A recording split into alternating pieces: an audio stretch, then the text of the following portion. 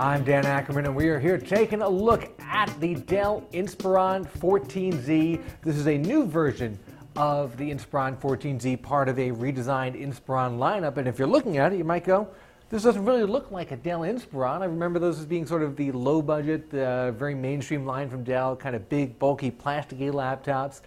This new series of Inspirons, I actually think they're very nicely designed. They look pretty good. They actually look more expensive than they are. Case in point, this is an $899 14-inch. It's technically an Ultrabook, even though it's a little bit bigger than most Ultrabooks. It's got an optical drive in it. It's got a discrete graphics card in it. All these things that don't really say Ultrabook, but technically they sneak in under the line there.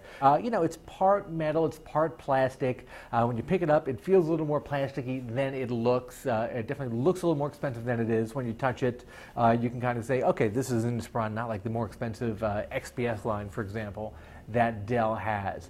It's got a nice big touchpad, however, even though it's got the separate left and right mouse buttons. A lot of laptops now are moving to that singular click pad.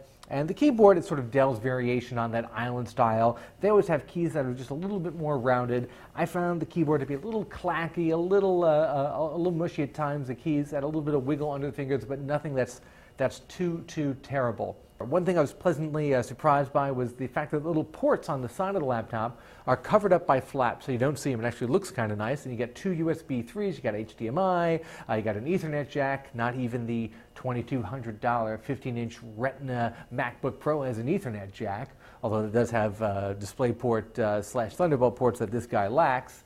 But when you think about that right combination of price, performance, and design, I think you'd do well to at least take a test drive. And this guy right here, that is the Dell Inspiron 14Z.